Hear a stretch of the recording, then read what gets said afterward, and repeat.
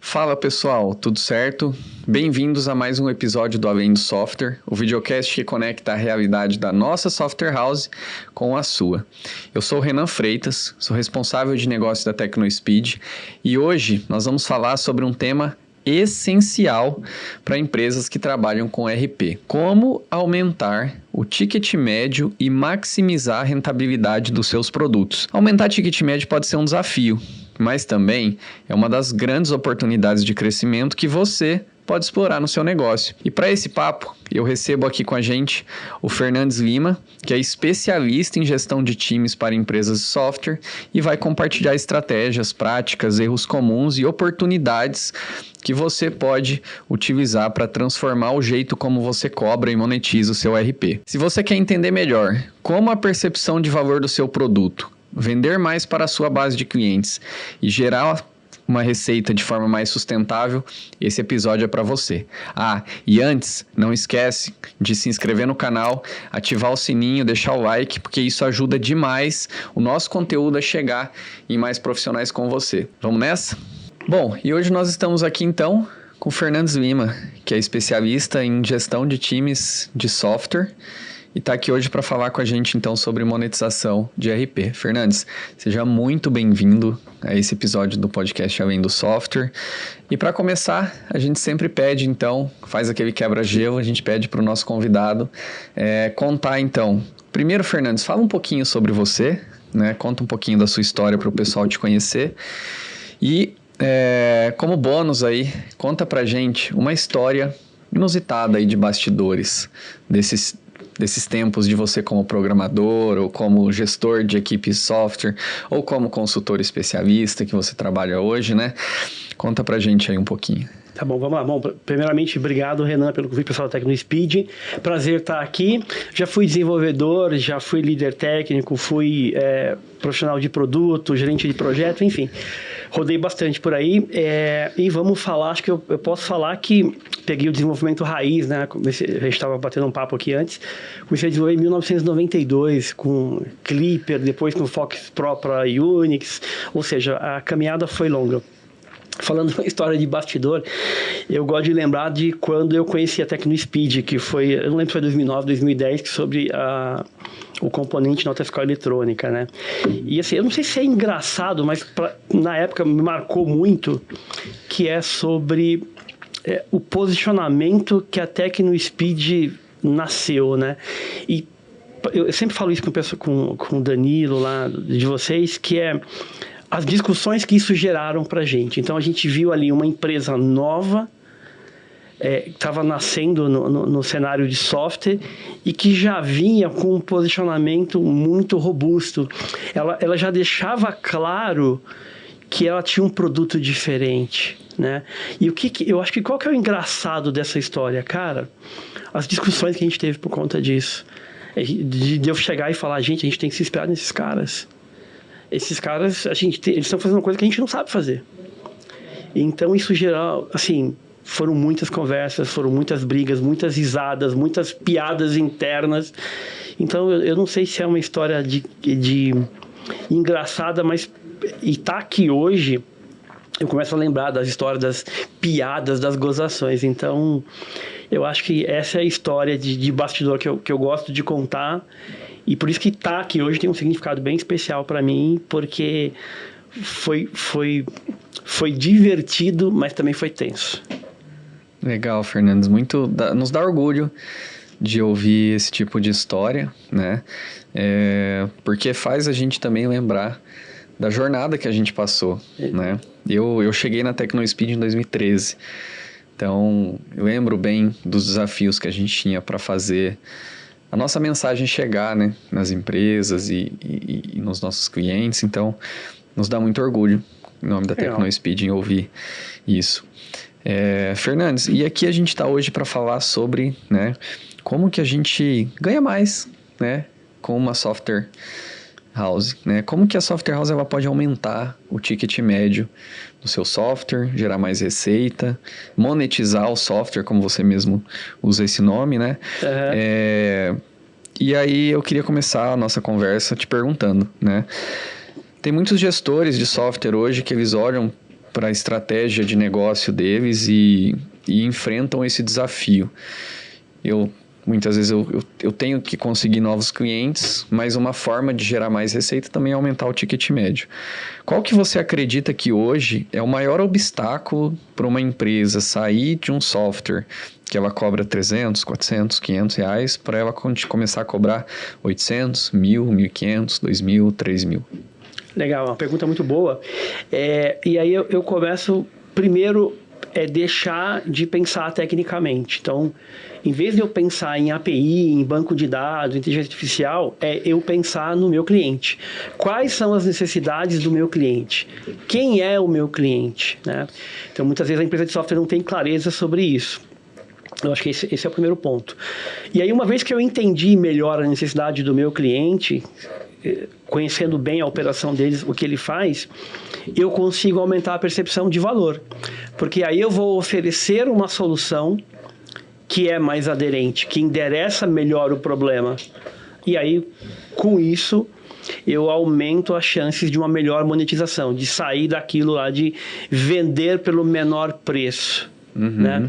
E falando sobre isso, eu acabo lembrando desse princípio da TecnoSpeed, que ficou muito claro para mim ali, que vocês fizeram muito bem a lição de casa, que vocês conheciam o cliente de vocês. Eu não sei de qual forma, mas vocês entenderam uma necessidade, aproveitaram a oportunidade de mercado e aí vocês entregaram um produto muito mais robusto. Vocês não foram na via fácil, entre aspas, do menor preço. Oferecer um produto robusto, uma solução robusta. E aí, oferecer uma solução robusta, eu tenho que precificar ele adequadamente. Né? Então, eu acho que o principal obstáculo, um dos, é pensar tecnicamente. É achar que a tecnologia vai resolver. Então, para mim, conhecer o seu cliente, entender a dor, necessidade, oferecer a solução aderente, e aí aumenta a percepção de valor. Aumentando a percepção de valor, ampliam-se as chances de monetização, de oferecer um produto que se encaixa melhor. Legal. Fernandes, a gente sabe que a maioria dos empresários de software, eles são ex-programadores. Então, eles já foram formados com esse viés técnico. Sim. Como que o empresário sai desse viés técnico? O que ele tem que fazer na empresa dele para sair desse viés técnico? Cara, é uma pergunta muito boa e eu vou te falar como eu saí. Tá? Eu fui desenvolvedor e foi uma das melhores coisas que aconteceram para mim. Eu tenho um amigo meu que fala uma coisa interessante. O desenvolvedor orbita uma frequência diferente. Eu peguei a década de 90 e 2000 desenvolvendo. E por que eu saí? Porque eu comecei a ver que as discussões, nas empresas, elas não estavam mais no técnico, elas estavam indo para outras mesas. Que mesas? Mesas do comercial, do marketing. E eu não sabia nada sobre aquilo. E eu percebi também que essas pessoas, elas tinham melhores oportunidades de carreira, né? Então, eu comecei a conversar mais com clientes, a entender mais da operação, a ir nos clientes e entender como as operações aconteciam. E aí eu tive mais contato com pessoas do comercial, do marketing e, consequentemente, com clientes. E uma vez que eu fiz isso, a minha mente começou a expandir. Então, eu comecei a olhar além do técnico. Eu comecei a olhar como que o meu cliente usa o meu produto. Essa mensagem que eu coloquei aqui, ela diz nada com coisa nenhuma. E aí, olha que coisa interessante. Quando eu tenho uma mensagem que diz nada com coisa nenhuma, eu estou dando um tiro no pé da monetização. Porque é um produto difícil de usar. Um produto que vai gerar muito suporte. Então, a monetização, para mim, é eu ter um produto que resolve um problema de um cliente que eu sei quem é, de uma forma fluida. Então, eu acho que esse empresário que ele quer começar a expandir, Conversar mais com o cliente, conversar mais com a área comercial, conversar com pessoas de produto, ouvir mais os usuários, entender como aquele software se materializa na operação. E não estar olhando a API. Não é que isso é um demérito ou alguma coisa ruim, não é isso, mas eu acho que a gente pode combinar as duas coisas. Então, eu olharia mais para a dor do cliente no lado humano, entendeu? Eu acho que isso que foi o que aconteceu comigo, e ser técnico me ajudou muito. Acho que ainda mais hoje, em época de IA, é uma habilidade muito valiosa. Eu tenho uma amiga que brinca, né? Até para escrever fórmula de Excel, a gente escreve diferente, né? A programação te dá isso. Então, esse dono de empresa de software que construiu a empresa ali, tecnicamente, eu olharia mais para a necessidade do cliente. Legal. E aí, a partir disso, desse movimento que você está dizendo, né? Ele é basicamente ele ir para o front, né? Ele ir para o front. E como ele vai para o front? O que está acontecendo no suporte? Quais as dificuldades que o pessoal de implantação tem? Porque essas dificuldades, elas são oportunidades de melhorar o serviço, de melhorar o produto. E o que adianta eu melhorar meu produto e meu serviço se eu não monetizo melhor? Né? Porque se eu tenho... eu acredito muito em duas coisas na gestão de produto, tá? Que é entender necessidades ou descobrir oportunidades. Então, por exemplo, há 3 anos atrás, 4 anos atrás, a gente não usava o chat GPT. Eu não tinha essa necessidade. Agora eu tenho. Não era uma dor que eu tinha. Mas, então eu descobri Então, eu acredito muito que quando eu estou perto do meu cliente e do meu usuário, eu vou entender melhor. Então, eu iria para esse caminho. E aí, construir um produto, uma solução que seja simples, que não tenha mensagens confusas, que não tenha telas onde eu tenha que fazer malabarismo. Para mim, telas com malabarismo, mensagem confusa, são um tiro no pé clássico da monetização. Elas criam uma experiência ruim. Então, para mim é isso. Legal. Não sei se eu respondi sua pergunta. Respondeu. Na minha cabeça, eu tô construindo uma jornada aqui. Então, a gente tem lá o empresário que... Pensando aqui no empresário, né? Ele tá lá imergido. Às vezes, em muitos casos, a gente tem, fazendo um parênteses, né? Clientes da TecnoSpeed que ainda programam. Ah, sim. Ainda programam o RP ainda. Sim. O RP ainda depende dele. Depende dele, isso é muito comum. Né? Então, ele, a partir de um determinado momento, ele sai ali daquela cadeira de programador e começa a participar das áreas comercial, suporte, etc. Então, ele vai lá no suporte, vai começar a levantar métricas. Eu vi, inclusive, que você tem alguns conteúdos no seu canal do YouTube. Sim. Que explicam, né? Classificação de ticket, análise de chamados. Exatamente. Né? Então, ele começa a olhar e, opa, peraí, aqui tem muito chamado, aqui... Né? Então, esse é o segundo passo. Vai lá no comercial. A gente fazia muito isso na TecnoSpeed, né? Qual que é as principais objeções do cliente? Por que ele não está fechando? Né? Então, ele vai começando a descobrir essas outras áreas. Sim. Tornar aí, naturalmente, quando o empresário entra nisso, isso torna-se um pouco mais estratégico. Sim. E depois? Depois que ele tem todas essas informações na mão. Porque eu tô entendendo que a gente está construindo uma jornada aqui, sim, porque vai chegar lá na frente, vai mudar a precificação. Sim, né? Sim. Eu também tô na mesma timeline que você. Gostei desse exercício. E aí, uma coisa que é importante eu tenho contato com empresários de software. Eu estou no dia a dia de empresas de software, seja software house ou startups. E uma coisa que eu falo muito para eles é importante você ter orgulho do que você construiu. Sim. Você construiu uma carteira de clientes, você criou um produto, um software, um produto ali, e construiu uma carteira de clientes. Então, tem um grande mérito aí. E eu sempre gosto de lembrar isso. Agora, eu acredito que existem várias formas, vários caminhos. Então, depois que eu começo a ampliar esse contato maior com o meu usuário para entender necessidades e esse contato mais humano e menos tecnológico, eu acho que dá para combinar as duas coisas. Uma vez que eu entendi uma necessidade ou um movimento do mercado, uma mudança regulatória, né? Ou uma nova forma de fazer as coisas, por exemplo, a nota fiscal eletrônica não existia. A TecnoSpeed criou um produto a partir de uma movimentação do mercado. Legal. Sim. Que solução eu vou criar? Tá. E aí é menos foco na tecnologia. Então, pegar de posse das informações do comercial, do suporte, da implantação, de conversas estruturadas com o seu cliente, para entender dores e necessidades e aspirações e frustrações e objeções. Onde o meu produto é forte, que eu posso intensificar. Onde meu produto é muito bom. Então, eu continuo... É olhar mais para o cliente, para o usuário, e combinar as duas frentes, que é cliente, usuário e negócio e produto. Que para mim é a visão clássica de produto. E aí, então meu produto é forte na parte de estoque, então melhora o seu produto na parte de estoque.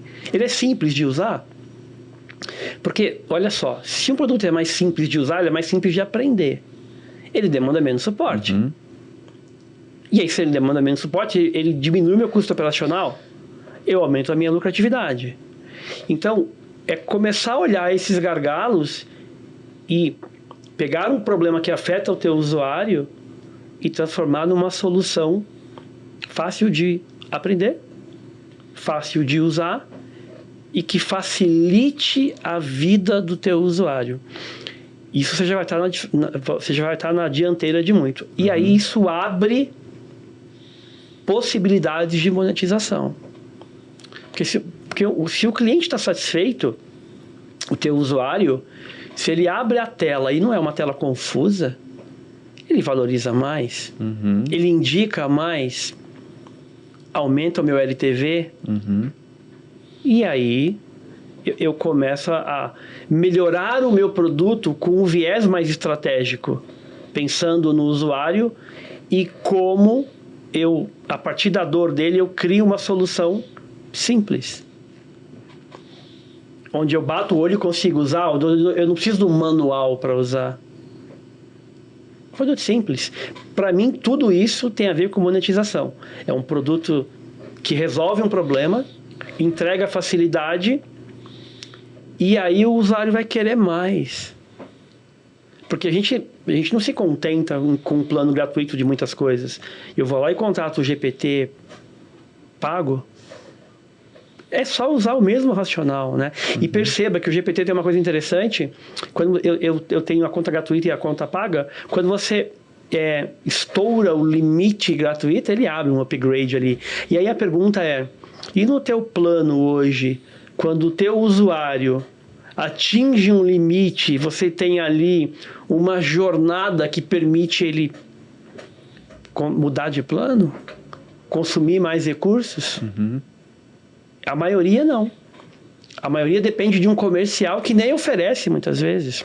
Ou você acha que todo comercial da empresa de software é igual ao comercial da TecnoSpeed, que está monitorando, que entra em contato, que está perto? Não.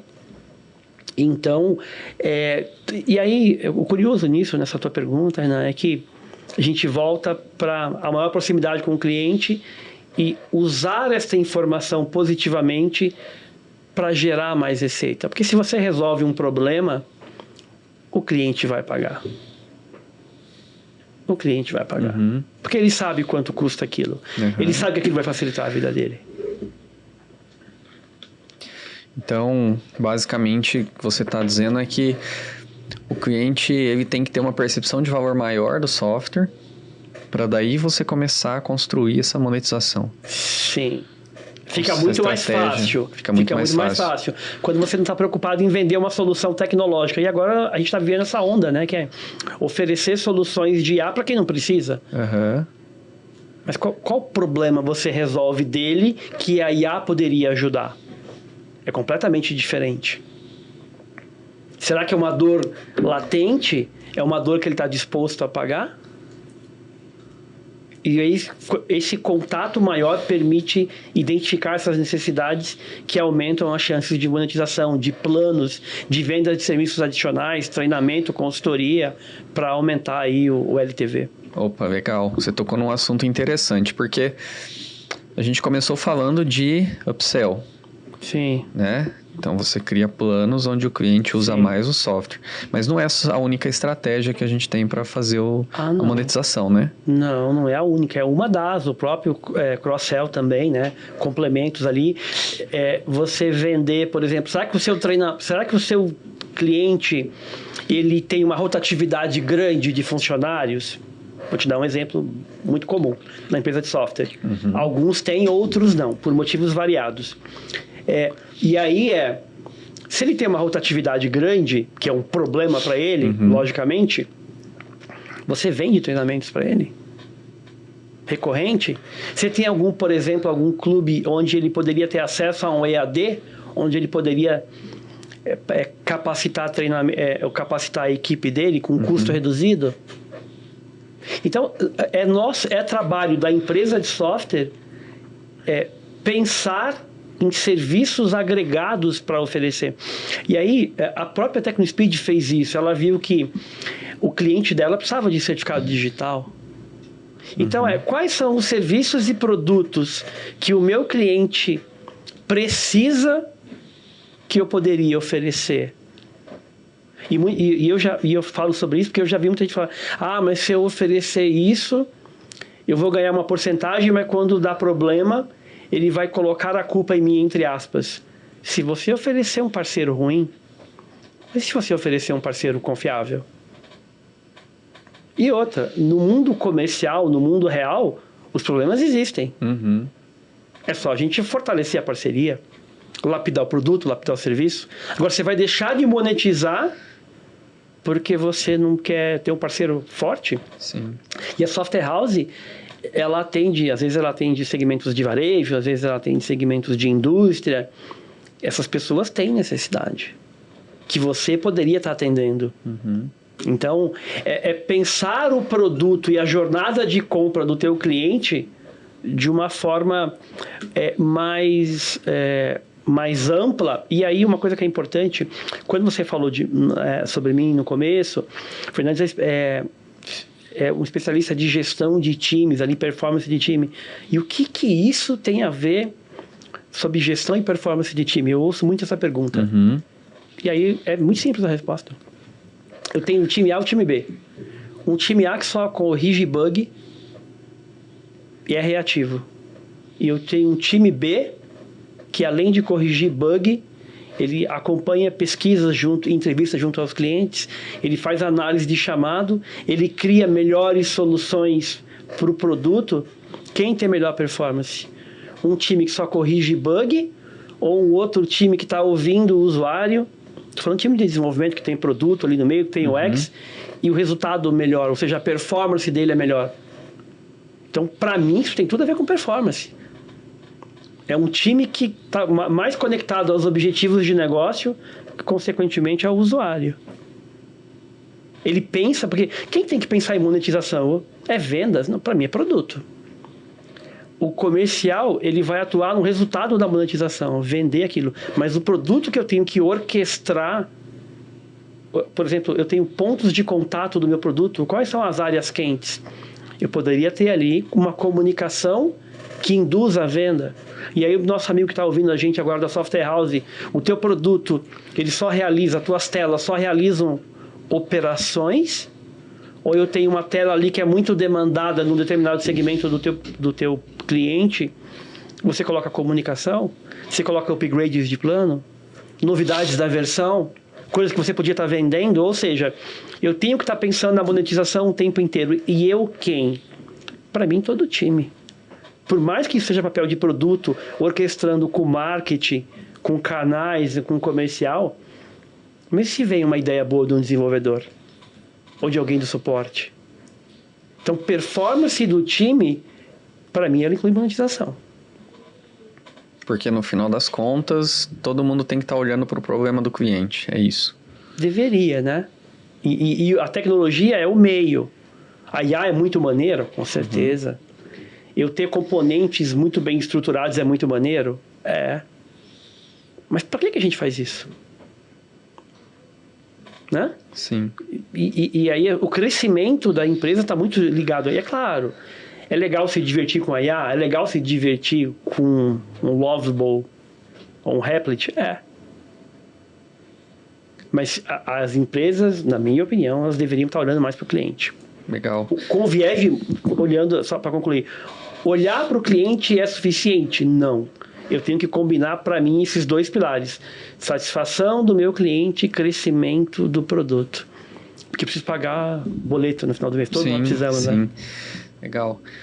Muitas vezes essas áreas elas estão desconectadas dentro da empresa, né? Então, é muito comum você pega uma empresa que já tem um porte legal, que já consegue ter equipes, você tem essas áreas muito distantes, né? O comercial está trabalhando lá para vender o software, muitas vezes ele tem ou não uma ligação com o marketing, ou então muitas vezes é uma agência que faz o marketing daquela empresa. Sim. O suporte ele tá ali atendendo o dia todo e o desenvolvedor tá lá escondidinho na sala dele programando as tarefas que são passadas para eles. Sem conexão com o mundo real. Isso, na TecnoSpeed a gente chama isso de silos de conhecimento. A gente cria silos dentro da empresa. Como que a gente quebra esses silos? Cara, é uma pergunta muito boa e eu vou te contar uma história que aconteceu comigo, vida real, de quando eu era programador lá em 1992, numa construtora. E lá eu era da área de... Né, hoje é área de TI, né, a gente fala. Então era um desenvolvedor, um programador ali. E tinham as áreas lá, tinha o comercial, tinha a contabilidade, tinha a área de recursos humanos e tinha a área de operações ali. E eu fui destacado ali para atuar, para ser um desenvolvedor dentro da área comercial. A princípio, o que eu fiz? Eu achei ruim. Porque eu só queria ficar programando escondidinho lá, né? Mas aí foi uma das melhores coisas que aconteceu na minha carreira. Foi eu ter contato com a área comercial. E aí eu tinha contato com o cliente. E eu tinha a equipe comercial demandando para mim direto. Então, isso para mim veio forçado. Até né? Porque tirou você totalmente da zona de conforto, né? Pois é. Mas isso foi maravilhoso para mim. Mas eu não descobri isso na época, tá? Porque foi maravilhoso. Só descobri bem depois. E aí eu acho que... Qual que é a lição que eu tiro disso? É você estar disposto a trabalhar em conjunto com outras áreas. Porque uma coisa que a gente deveria pensar, né? E eu vejo isso em algumas empresas de software. Eu estou na área de comercial, eu estou na área de desenvolvimento, eu estou na área de suporte, eu estou na área de produto. Ok, mas o CNPJ é um só, né? Sim. Né? Então, nós deveríamos trabalhar em conjunto para gerar mais resultado. E isso parece muito chavão, muito motivacional, mas é o que eu acredito. E se a gente não faz isso, dá para crescer? Dá. O esforço é muito maior. Na minha visão de mundo, quanto mais colaboração, menos esforço. Então, quanto mais o marketing ajuda o produto, é melhor para a empresa. Quanto mais o desenvolvimento ajuda o suporte, é melhor para a empresa. E tem um bônus que às vezes as pessoas não enxergam, que chama aprender. O quanto é bom eu ir lá no suporte e entender as dificuldades que o meu cliente está vivendo. Ah, mas eu sou desenvolvedor, isso é um trabalho, entre aspas, menor. Eu não acho. Acho que é um trabalho maravilhoso. Porque você vai ver o teu produto sendo usado no campo de batalha. Né? Então, eu acho que, respondendo a tua pergunta, é a disposição de cada profissional real de expandir a mente ali, expandir o horizonte e falar, cara, o meu trabalho vai ter um alcance maior. Eu acho que o primeiro passo é isso. Segundo passo é a empresa dizer de fato e proclamar ali, definir que o cliente está no centro. E direcionar suas ações para ter menos silos, mais colaboração, mais compartilhamento de conhecimento, compartilhamento de estratégias de monetização, ideias boas, e aí você cria ali, ao longo do tempo, esse ciclo de compartilhamento do bem, onde todo mundo cresce. Então, eu começaria por isso. Vamos... mais comunicação entre as áreas. Cara, o aprendizado é incrível. A gente está fazendo um trabalho num cliente agora, numa empresa de software, e a gente entrou mais a fundo no time de desenvolvimento e a gente estabeleceu uma regra. Uma regra. Produto define prioridade. Como que é isso? Como que é isso? Produto tem contato com suporte, com as necessidades do comercial, pensando em monetização, em gaps que está chegando, com implantação. Então não vai ter mais embate técnico. Não vai ter mais embate do que é prioridade, porque o desenvolvimento quer focar numa tecnologia que é legal, que é divertida. Mas o quanto ela melhora a satisfação do meu cliente? O quanto ela aumenta a probabilidade de receita? Então isso na prática produto vai ter contato com as diversas fontes de conexão com o cliente e ela define a prioridade. E desenvolvimento vai fazer duas coisas: entrega e acompanha. E garante que vai ser entregue no prazo e com qualidade. Isso eu estou tirando ter uma pessoa de produto ou um time de produto pensando nas prioridades. Pensar em prioridades, ser de um cara de produto, você sabe disso. É desafiador, porque o mundo é muito dinâmico. Né? E aí, uma vez que isso está feito, eu facilito a vida do desenvolvimento. As coisas vão fluir muito mais. Então, na teoria é simples, na prática você enfrenta a resistência, porque o desenvolvedor, por ter um perfil muito técnico, e isso é bom, não é ruim não, ele pensa muito na solução, na API, no JSON. Ele se diverte com isso. O desenvolvedor é um cara apaixonado. Mas a gente tem que ter alguém pensando no usuário. A gente tem que ter alguém pensando no usuário e no negócio o tempo inteiro. Não adianta só pensar no usuário. Eu também não adianta só pensar no negócio. Eu preciso pensar nessas duas coisas. E aí, para finalizar a resposta eu acho que quanto mais multidisciplinar, melhor. Quanto mais centrado no cliente, mais você amplia a chance de monetização. Vai ter problema? Vai, porque a vida real é feita de problema. Mas vai fluir melhor. Vai fluir melhor. Eu acho que as empresas que entenderam a colaboração, o potencial da colaboração e de remover silos, eles ampliam naturalmente o poder de monetização. Tem mais colaboração. As ideias fluem melhor. Vai ter divergência? Lógico. Vai ter problema? Lógico. Vai ter dificuldade? Lógico, mas vai ser mais fluido. Para mim é simples, né? Mas na prática não é tão simples assim. Legal. Eu acho que para a gente materializar um pouco essa conversa que a gente está tendo em resultado, quando a gente coloca todas essas ações em prática e aí começam a aparecer resultado.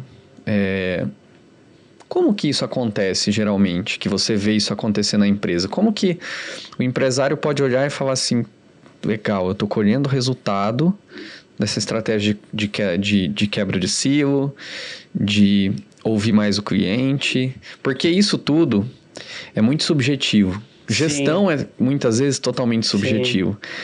Então, às vezes, o empresário pode olhar e falar, pô, mas eu vou gastar R$5.000 para pegar um avião e ir lá no meu cliente, conversar com ele, e fazer uma rodada de visitas. Eu vou tirar o meu time de desenvolvimento que custa dos R$150 a hora, cada colaborador, para colocar numa mesa, para conversar com o suporte, com o comercial que vai deixar de ligar, para sentar aqui, fazer 1 hora, 2 horas de reunião na semana, para a gente falar sobre o produto. Como que isso começa a refletir? Como é que isso começa a aparecer de forma concreta? Tá bom, vamos lá. Isso é uma pergunta interessante e tem uma questão aí que é bastante... que a gente às vezes esquece, que é o seguinte. A gente não quer tirar o desenvolvedor do código, a gente não quer tirar o comercial da venda ali, né? Faz sentido até, né? Só que tem um outro detalhe aí, que é o seguinte.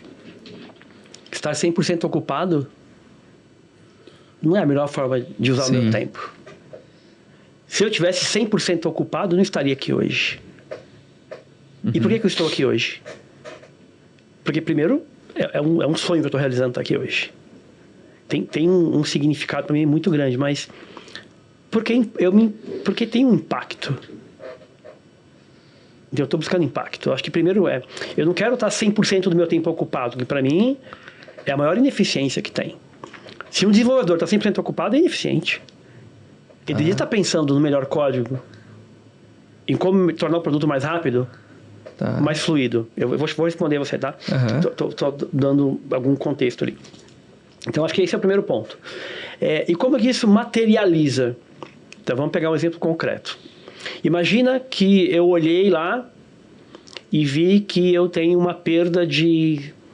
A minha perda média de clientes, o meu churn ali é 8% no ano ali. Pode ser bom, pode ser ruim para uns, enfim. Toda perda é ruim, ok. Mas acontece, a vida real é assim, não é o mundo do palco, é o mundo real. E aí eu posso conversar com o suporte, com a implantação, e eu vi ali, mapeei os motivos de insatisfação do meu cliente. E aí eu vi lá que o motivo é problema de integração com boleto no banco. Né? Então os clientes estão reclamando que a nossa integração, né, nesse exemplo hipotético, o nosso código aqui foi feito, né, tal. Nesse exemplo hipotético não está usando uma solução de banco da TecnoSpeed, por exemplo, né, logicamente, né, porque senão teria esse problema. Mas brincadeiras à parte, e aí eu resolvi priorizar, a gente vai reformular o nosso processo de integração com os bancos. Quais são os bancos mais usados? Banco A, B e C, ok. Ouvimos os usuários, pesquisamos, conversamos com implantação, conversamos com comercial e vamos reformular, reestruturar essa parte. E aí vamos criar um projeto para isso, vai durar, exemplo hipotético aqui, 4 meses. Entreguei, tempo de lapidação, coloquei energia nisso, então, quem trabalhou nisso? Desenvolvimento, então eu ouvi o suporte, ouvi a implantação, ouvi as dores, as necessidades e criamos ali um projeto para em 4 meses, nesse exemplo hipotético, para ter um novo processo de emissão de boleto, que funciona de maneira simples, que funciona primeiro, né? Não é aquele que quando chove para de funcionar, né? E aí eu começo a medir qual é o efeito disso na evasão. Se esse era o problema. É um experimento, pode ser que dê certo, pode ser que dê errado. Então, quando eu priorizo problemas que geram impacto para o meu cliente, para o meu usuário, ou para a minha operação, para o meu negócio, e eu crio um conjunto de ações sobre isso, e eu começo a medir, só isso já vai criar isso tende a criar um processo de aprendizado ali e de PDCA. E aí eu começo a medir esse número. A evasão caiu, essa hipótese se mostrou verdadeira, e aí eu pego um outro problema e aplico. Então, medir o problema. Vamos pegar um outro exemplo em cima disso. Imagina que eu tenho um problema ali muito grande de tempo de atendimento no suporte. Isso diminui a minha eficiência operacional. Por que isso está acontecendo? Eu vou lá e investigo, converso com os clientes. Por que vocês estão abrindo o chamado? O pessoal tem um banco digital, tem um conceito interessante. Se tem chamado, já está errado. Uhum. É ruptura de experiência. E aí, qual é o meu volume médio de chamado? X. Ok. Então, eu identifiquei um problema e criei um conjunto de ações. Executei essas ações, acompanhei de perto. Porque no plano tudo é perfeito, tudo é maravilhoso. Mas na execução é que vão surgir os problemas, né? E aí, eu vou lá e meço o resultado. Então, a ideia é essa, eu preciso medir para tangibilizar a visão de melhoria contínua. E aí eu vou estar sempre medindo, e aí é uma melhoria contínua. Essa melhoria contínua melhora o meu produto, fortalece o relacionamento com o meu cliente, que me ajuda na minha monetização, que eu descubro novas necessidades, que ajuda na minha monetização. Ou seja, faz da forma mais simples. Uhum. Agora, o que você não pode fazer é ser reativo. A maioria dos clientes que a gente entra hoje, eles estão no modo reativo. O que é o modo reativo? O modo reativo, eu estou apagando incêndio. O cara está apagando, corrigindo bug. E tem uns que não medem nem bug crítico. E aí, mas o que isso tem a ver com monetização? Tem tudo. Se eu estou no modo reativo, eu não estou no modo não fluido. Uhum. Se eu não estou no modo não fluido, eu estou só apagando incêndio. Eu simplesmente coloco uma feature no meu produto e nem penso muito em monetização. Não penso em LTV. Não penso em divulgação. Não penso em estratégia de comunicação. Não penso em estratégia de conteúdo. Então, quando você está no modo reativo, está apagando incêndio, você não está pensando nisso. Por isso que, para mim, monetização, um time que está pensando nisso é um time que tem uma melhor performance. Que a gestão dele, se você olhar os indicadores, vai ter indicadores, por exemplo, de lead time, vai ter indicador de retrabalho, mas vai ter ali quanto as minhas entregas geraram impacto real no meu cliente ou no meu negócio. Quando eu lancei uma feature de boleto, quantos compraram, o quanto isso diminuiu de chamado, o quanto isso gerou de receita nova. Então, pensar em monetização, para mim, tem a ver com pensar em gestão e performance. Por isso, Renan, eu confesso para você uma coisa, eu tenho dificuldade em explicar isso às vezes para as pessoas, porque elas não veem conexão. Para mim, está totalmente conectado. Um time reativo, ele não tem tempo para pensar em monetização. Ele lança a feature, mas essa feature podia ter plano, ela podia ter adicionais, ela podia me ajudar na venda de serviços. Eu não tenho cabeça para pensar. O cara está tão ali no desespero, então ele tem que primeiro começar a ter essa consciência. E a maior parte do trabalho que a gente faz é isso, é fazer a leitura do cenário, entender como ele está e começar a estruturar. Vamos sair desse modo crítico e vamos começar a pensar mais estrategicamente. Pensar mais no usuário, pensar mais no negócio. Quais os pontos fortes do teu produto? Quais os pontos fracos? Quais as maiores reclamações? Né? Quais problemas você tem da implantação? Porque tudo isso é pensar monetização. Quer ver um outro exemplo? Se o processo de implantação é moroso, perda de eficiência operacional. Quais as dificuldades o meu implantador está tendo? Uma vez resolvidas essas dificuldades, ou seja, eu modificar o meu produto para ele simplificar a vida do meu implantador, eu dou tranquilidade para o meu implantador pensar em novas formas de executar o trabalho dele. E aí podem vir ideias de novos serviços ou novas features que poderiam ser oferecidas durante a implantação. E se eu deixo um botão numa área quente do meu produto na implantação de um facilitador da vida do meu cliente que acabou de chegar, estrategicamente?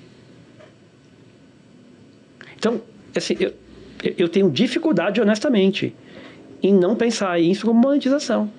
A minha cabeça pensa o tempo inteiro nisso, em oportunidades de facilitar a vida do meu cliente a partir de problemas reais, entender a necessidade, e como que eu modifico o meu produto para entregar isso de uma maneira uau.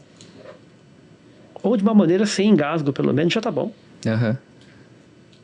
Basicamente, a gente está conectando, né, a estratégia de todas as áreas com a geração de receita. E com geração de receita. Eu, na minha visão, quando essa ficha caiu para mim, falei, meu Deus, isso é bom demais.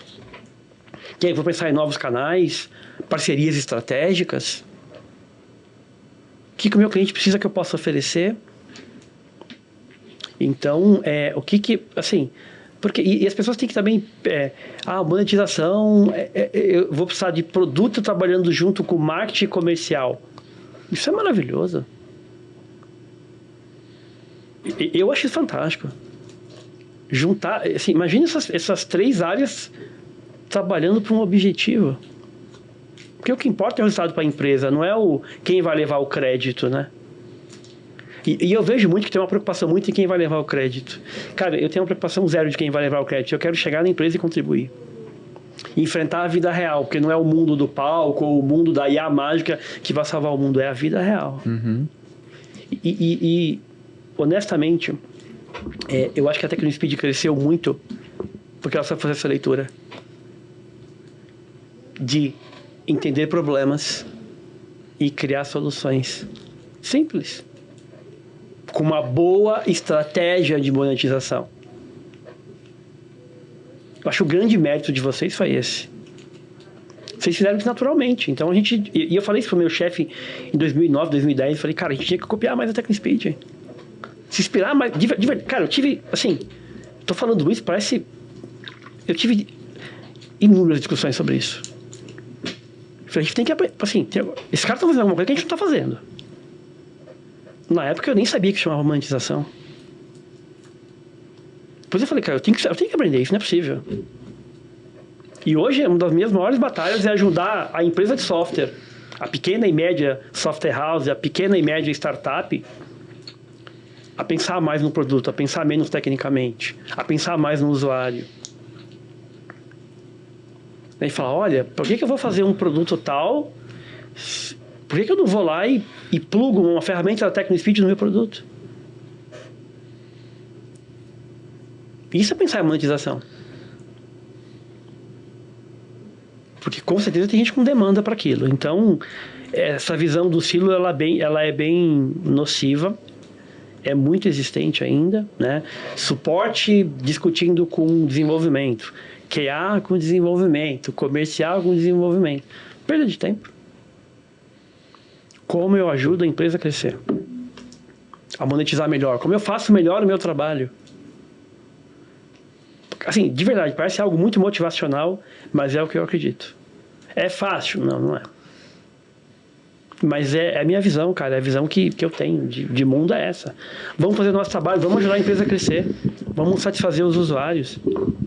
Vamos monetizar melhor, vamos pensar novas formas. Vamos vender evento. Por que a empresa de software não vende? Parece que a TecnoSpeed vende evento. Que coisa, hein? Que coisa, né? A gente tem o nosso Desde evento. 2000 e... Quando o primeiro TecnoSpeed foi quando? Olha, eu acho que foi lá por 2009. Eu fui no terceiro, eu lembro, como se fosse hoje o TecnoSpeed. E por que a empresa de software não está vendendo o evento? O evento da TecnoSpeed ele surgiu para basicamente responder uma dor que era... os programadores têm que começar a emitir nota fiscal. Vamos ajudar eles. Conecta. E aí os primeiros Tecno-Updates basicamente eram para falar de nota eletrônica. Pois é. E aí, ou seja, a TecnoSpeed era uma empresa de software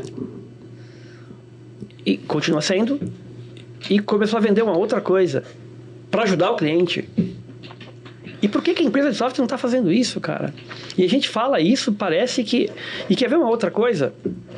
A TecnoSpeed está produzindo conteúdo, a gente está aqui. Por que a TecnoSpeed está fazendo isso? Porque ela sabe que isso ajuda, conscientiza, amplia, que no final, lá na frente, vai gerar mais oportunidades de monetização. Honestamente, apesar de pouca gente fazer isso, estou falando da pequena e média software house e startup, na minha visão, isso é uma baita oportunidade. E eu acho que a gente não está nem arranhando isso ainda. Sim. O dia que eles entenderem que conteúdo no médio para o longo prazo ajuda a monetizar, construir autoridade, fortalecer relacionamento, a contribuir com a realidade. Quantos insights os clientes ou os prováveis clientes vão ter ao ouvir esse podcast e todos os outros que vocês fazem ou já fizeram? Conhecer a marca. Ou seja, a própria produção de conteúdo é uma ação de monetização no médio para longo prazo. Isso eu concordo muito, porque eu vivi isso. E o conteúdo, ele, diferente da mídia paga, ele é de longo prazo. É de longo prazo, entendeu? Dá trabalho, mas vale muito a pena. Pode ser que daqui 5 anos tem alguém que vai assistir esse podcast, vai ter um insight. É isso aí. E vai entrar em contato com a gente para falar sobre algum produto. Exatamente. E vai ver que você pode ajudar. E aí o cliente da software house, ele está vendo a sua software house, ele está vendo os seus conteúdos. E uma coisa que eu aprendi, antes eu fazia conteúdo querendo esconder o ouro, sabe? E hoje eu descobri, quanto mais eu entrego, melhor é. Legal. Quanto mais eu entregar, quanto mais eu contribuir verdadeiramente com o meu cliente, mais aquilo vai ser genuíno, desde que eu acredite naquilo, aquilo seja real, seja aquilo que eu acredito que vai contribuir, mas eu vou ajudar ele. Mesmo que ele não compre nada de mim agora, mas ele vai falar, esse cara me ajudou. Sim. Isso aí você gerou autoridade. Você gerou autoridade e contribui para a monetização. E aí então monetização é um assunto fantástico e que para mim tem tudo a ver com negócio, tem tudo a ver com não ter silos, tem tudo a ver com ouvir o usuário, tem tudo a ver com comercial atuando junto com marketing, junto com produto, entendeu? Tem a ver com isso, esse trabalho que você faz, que é visitar parceiros estratégicos, participar de eventos, Sim. promover eventos. Sim. Então, e assim, né? Então, tem um americano, esqueci o nome dele agora, ele fala uma frase: se você tem um negócio e não produz conteúdo, você não tem um negócio. O conteúdo vai te ajudar na monetização. Vai. A fortalecer a tua marca. Vai. Né? Então, eu acredito muito nisso que a gente está fazendo aqui. Entendeu? Muito, mas muito mesmo. E eu acho que hoje, sem sombra de dúvida, a maioria não faz. Se chegar a 2% que produz das empresas, estou falando de empresa de software, se 2% produzir conteúdo, eu acho que é muito. Sim.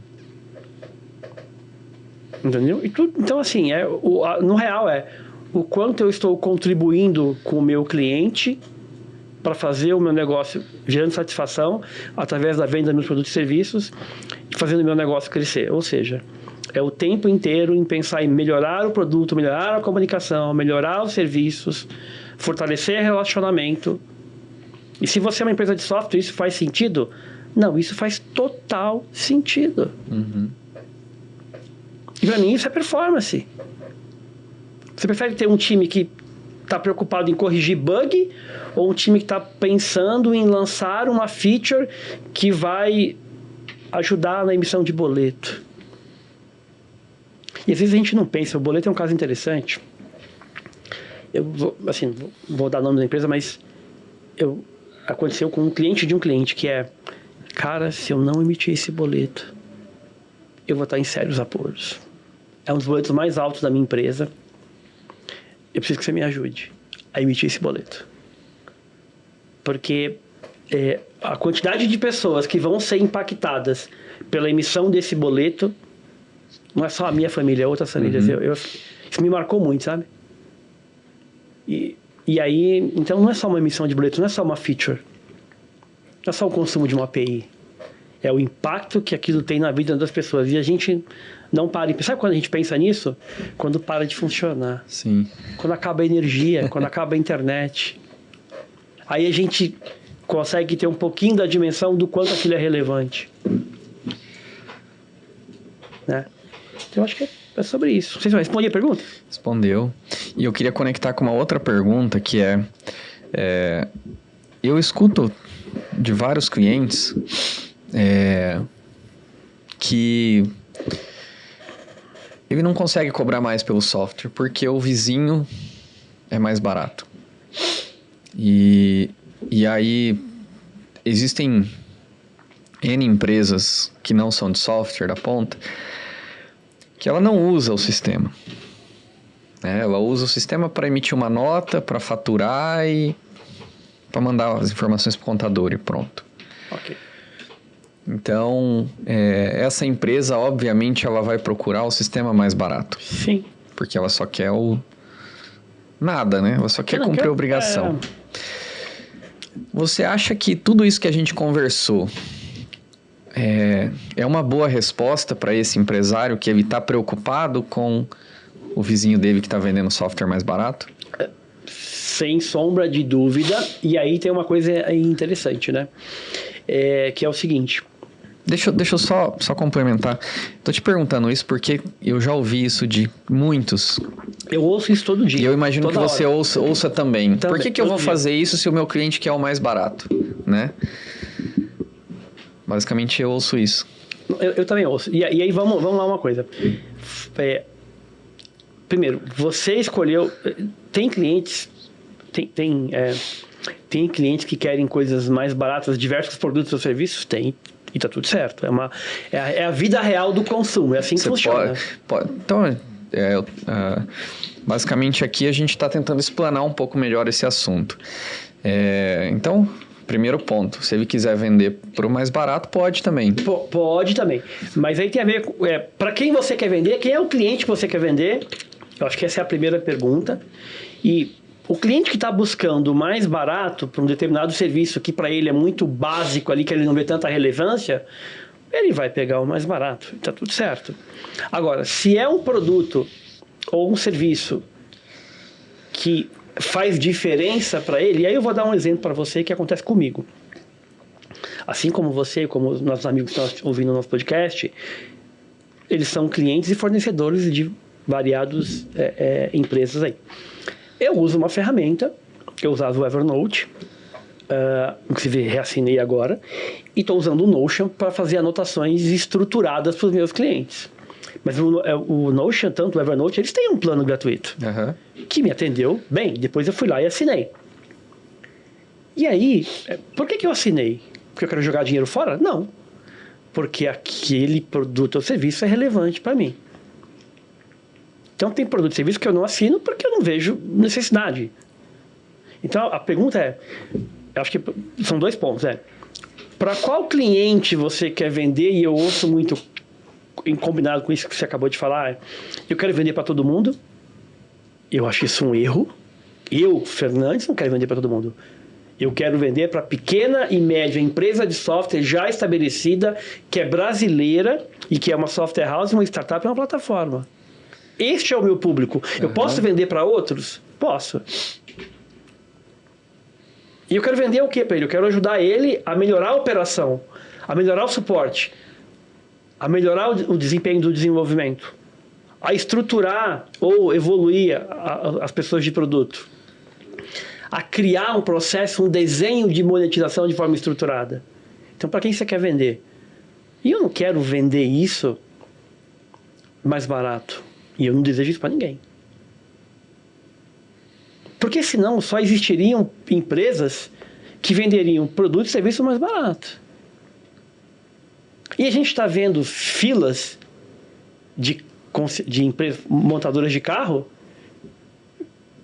que custam 500, 600, 1 milhão e tem fila. Então o quão aquele produto é relevante e para quem você quer vender. E quando você está focado no preço e está tudo certo, eu respeito isso, é uma escolha, você vai entregar um serviço compatível com aquilo. Então, é esperado de quem entrega um serviço de maior valor, um atendimento diferenciado.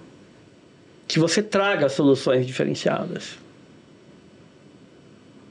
Então, eu acho que é uma questão de escolha.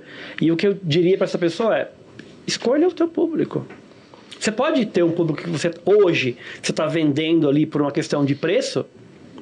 E qual é o público que está do lado que você poderia vender com um ticket maior, oferecendo uma solução melhor? Para facilitar, porque tudo tem a ver com a necessidade que você resolve. Posicionamento também, né? Posicionamento também. Porque vender mais barato, no curto prazo, eu acho que não é assim... Para quem quer, está tudo certo, eu não julgo, mas no médio para longo prazo não é tão interessante. Por quê? É só a gente lembrar de uma situação que aconteceu na virada de 2019 para 2020.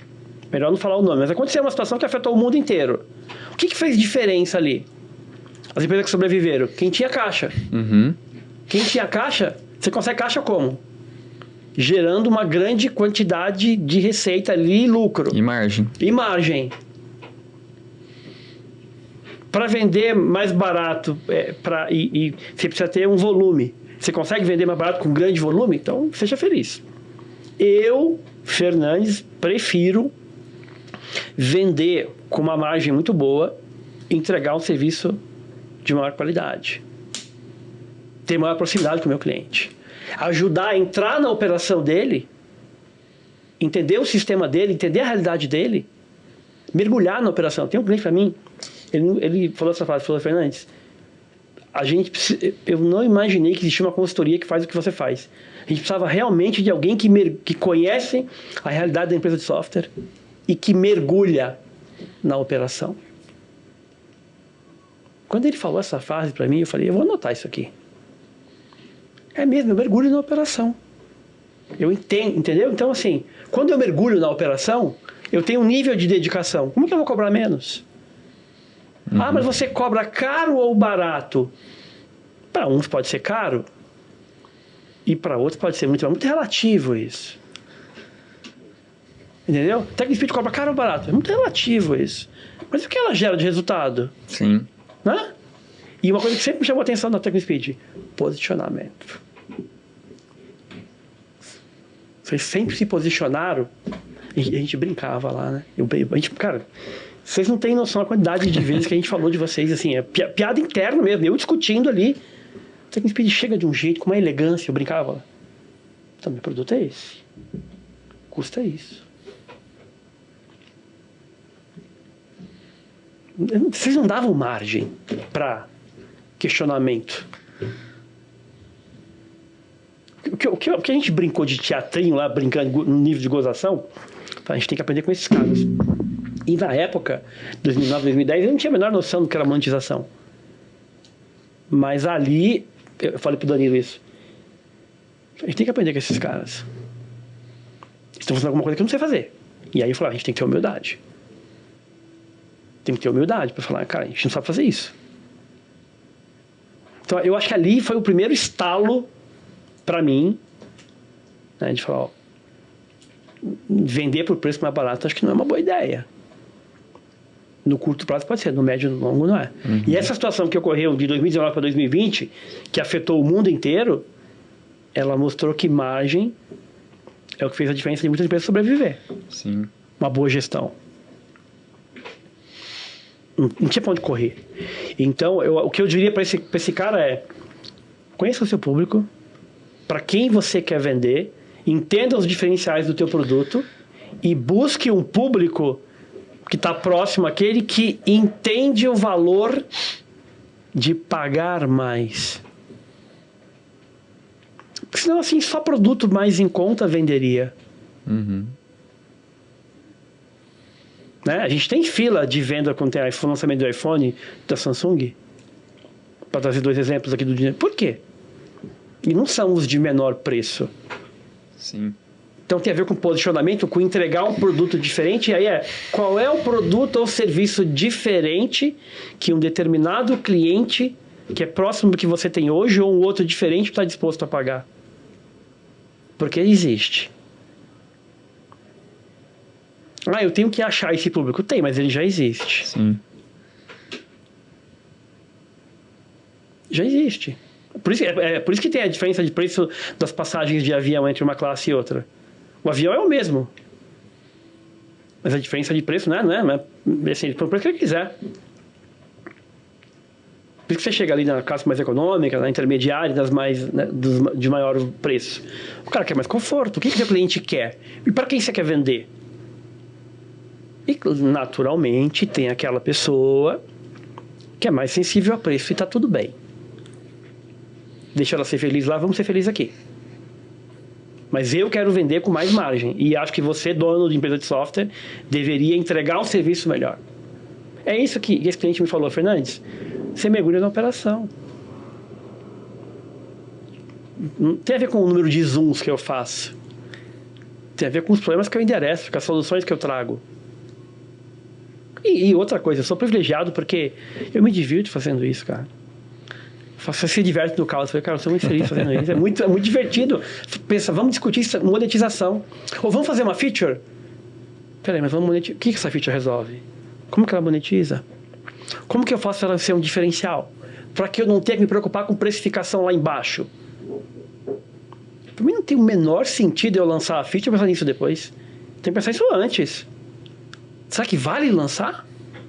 Fazer um papel de discovery aí. Conversar com 5 clientes para ver se tem aquela dor. É uma dor? Ela existe? É latente? Está disposto a pagar? Quanto? O que tem no mercado aí? Então, assim, eu acho que A discussão do preço sempre vai existir, mas eu acho que tem a ver tudo com quanto você... Para quem você quer vender, com posicionamento muito bem colocado, eu concordo. E também é muito mais fácil, uma amiga minha, é muito mais fácil precificar um menor preço e entregar um serviço mais simples. Mas é muito mais lucrativo entregar um serviço com margem melhor. Gera mais caixa. Que gera mais caixa. E você que está aí na sua empresa de software, você deveria se preocupar com isso. Você já tem uma carteira de clientes. O que o teu produto é forte que você pode vender por um preço? Ah, mas eu não sei. Conversa com o cliente e vai descobrir. Presta atenção nos movimentos de mercado. Quais parcerias você está fazendo? Quais serviços você está oferecendo? Então, para mim, eu acho que a resposta é essa. Para quem eu quero vender, posicionamento e... Sempre vai ter alguém querendo vender, e tem um outro detalhe. O cliente que veio pelo preço, ele vai pelo preço. Vai embora, né? Quando ele achar um centavo mais barato, ele vai embora. Então, você tem que olhar muito isso. Para mim é isso. E quer ver uma outra coisa que a gente não olha também? Para finalizar essa pergunta. Imagina que você vai ter você vai ter um jantar com a sua esposa. Para um aniversário da sua esposa. E você vai convidar a sua sogra e seu sogro. Você vai querer levar um restaurante mais barato? É essa a experiência que você quer? Quando você pensa num restaurante bacana, não é só a comida. É a experiência, é o lugar, é o atendimento. Você vai pagar mais ou menos. É a mesma coisa um tênis, é a mesma coisa um celular, é a mesma coisa um relógio. É a mesma coisa um software. Senão não tinha empresas vendendo por um preço muito... Não existiria uma grande empresa americana que vende ERP. Americana não, é a alemã que vende ERP. E vende, né? Vende. E vende. É preço. Tem o público sensível a preço? Tem. Entende? Então, acho que é muito sobre isso, entendeu? E para quem eu quero vender? Você pode começar a vender para um público que está muito focado no preço e depois achar o público que o teu produto endereça melhor e que valoriza o produto ao ponto de... Não, eu quero pagar mais, porque o teu produto é relevante para a minha operação.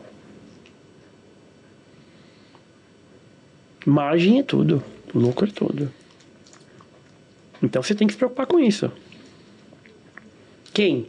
Todo mundo da empresa, na minha opinião, a diretoria, produto, comercial, marketing, mas se você tiver mais cabeças pensando nisso, na minha experiência, o resultado é melhor. Respondido? Com certeza. Legal.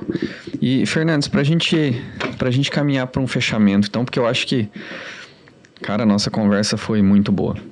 Que bom, cara, tive feliz muitos insights aqui, conversando contigo, me fez pensar em vários pontos do meu produto lá. Que bom. E... Você é um cara de produto, né? Você é um cara de conexão, um cara de relacionamento. Sim. Então, e eu acho que o empresário que assistir esse programa inteiro, se ele não tiver pelo menos um insight, tem que assistir de novo. Tem que assistir de novo, porque... e assim, eu tô falando de coisas que a gente viveu, né? De erros e aprendizados. Contei a história aqui no meu começo, meu contato com a TecnoSpeed, como que surgiu essa história. Mas, gente, a gente tem que estar olhando para a operação com um pouquinho mais de carinho. Sim, com certeza. E aí, para a gente fechar, qual é a dica final que você deixa para o empresário aqui que quer começar a construir ou então tá no meio dessa jornada de monetização? Bacana, vamos lá. Para finalizar, base em tudo que a gente já falou, eu acho que primeiro é isso, entender a necessidade, mas o que eu complementaria? Você pode começar pelas insatisfações, né? Quais as insatisfações hoje do seu cliente com o seu produto? Conversa com ele, descobre. Acho que esse é um bom ponto. E melhora o teu produto, faz análise de chamado. Vê quais são as telas mais acionadas que tem mais dúvidas. Uma tela que tem dúvida, ela gera uma quebra de experiência. Porque ninguém quer ter dúvida. Eu quero abrir o meu software e usar para emitir a minha nota. Se tem dúvida, já tem um problema aí. Está confuso. Ou não está claro. Pelo menos para o teu cliente que usa no dia a dia. Não para o teu desenvolvedor. Uhum. E aí, lista isso. Vê as 10 telas mais acionadas, o que mais tem dúvidas no trimestre ou no semestre. As 10 funcionalidades. E atua nelas, em uma delas. Ouve o teu cliente. Estrutura a operação dessa tela para que fique mais simples. Expõe o problema, o volume de chamados para a tua equipe de desenvolvimento. Olha o quanto isso está gerando de impacto. Isso aumenta o teu custo operacional. E você vai melhorar o teu produto. Uhum. Você vai ouvir o teu cliente, vai ver o que está doendo, gerando chamado, diminuir o custo operacional. Seu cliente vai se sentir ouvido. Você vai melhorar o teu produto. Estou dando uma dica concreta, prática, que funciona. E aí é um trabalho de quem? Do desenvolvimento. Suporte. De produto. Ouvir os caras do comercial. Porque numa dessa, além de melhorar o teu produto, diminuir chamado, e criar uma melhor experiência, e com isso começar a ecoar dentro da tua carteira de clientes, você começa a fazer pesquisa. E aí agora, aquele volume de dúvidas que tinham nessa funcionalidade que você atuou, ou em duas delas, já diminuiu. O que eu poderia criar de recurso adicional que 10 ou 15% da minha base pagaria para ter nessa funcionalidade que agora tem menos dúvidas? E imagina você fazer isso recorrentemente. Isso é pensamento de produto. É pesquisas, entrevistas estruturadas. É modificar o produto para que ele tenha menos ruptura para aumentar o potencial de monetização. Imagina você fazendo isso a cada 2 meses, a cada 3 meses. O quanto você vai evoluir. Então, olhar para o teu cliente com mais carinho, ver o que está doendo, melhorar o produto, e aí isso vira um ciclo de melhoria que abre novos... Imagina se 20% da tua base compra uma modificação que não existia. Só que ele estava tão chateado com as dúvidas, diminui o potencial de comprador dele, de compra. Então é um trabalho contínuo que você tem que estar fazendo sempre, que, como você disse, envolve menos silos, mais colaboração, ouvir e não sair construindo features de maneira aleatória, só com o olhar técnico. Você pode entregar a feature ali que atende 80% da tua base, ela é simples de aprender, de usar, e talvez 20%, 15%, 20% tem uma necessidade específica para aquela feature. E aí você pode... E aí, ao descobrir essa necessidade específica, você vende esse plus para esse percentual da base. Você pode fazer visitas para entender melhor, criar novos serviços, capacitação. Então, a dica é fazer o básico, olhando para o cliente, melhorando o produto, trabalhando mais lado a lado com comercial, com marketing. Sair desse modo sufoco de bug, de retrabalho, de lançar feature que ninguém usa. Isso é um tiro no pé. Primeiro eu construo a feature para depois eu ver se alguém precisa.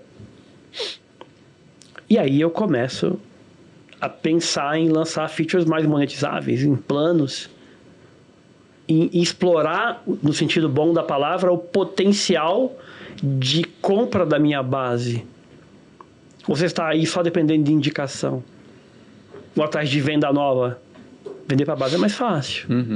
Então, quem está explorando o potencial de monetização aí na sua base? Como essas conversas estão ocorrendo? Então, além de trazer essas dicas, eu deixando algumas perguntas aqui para começar a gerar reflexão. O que você vai começar a fazer ou vai continuar aí do mesmo jeito? Uma dica extra aqui para valorizar os meus amigos do TecnoSpeed: quais as necessidades os seus clientes têm hoje que os produtos da TecnoSpeed atendem?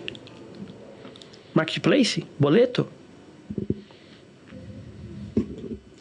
O que você poderia... É uma outra dica.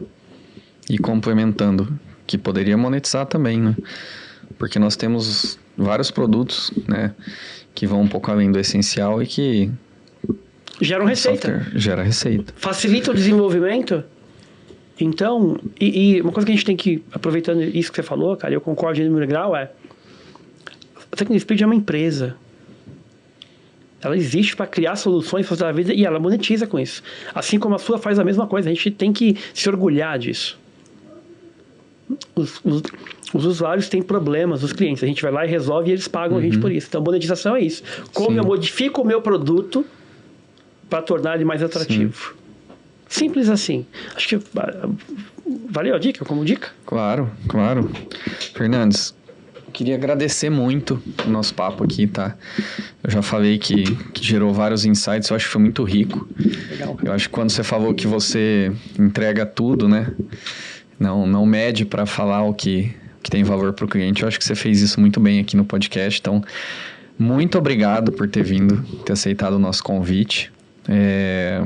Em nome da TecnoSpeed, eu queria te agradecer por estar aqui com a gente. Cara, eu que agradeço, obrigado pela oportunidade. E a ideia é essa, eu vim aqui com o intuito de contribuir mesmo, de verdade, com a empresa de software.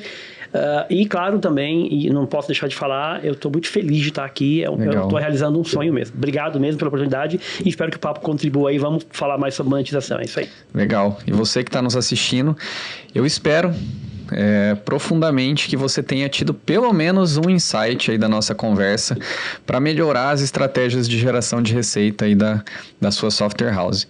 Nos vemos aí nos próximos episódios do Além do Software. Não se esquece de se inscrever aqui no nosso canal do YouTube, curtir esse vídeo, compartilhar com alguém que você acha que esse conteúdo vai agregar valor aí no seu dia a dia. E é isso. Até a próxima.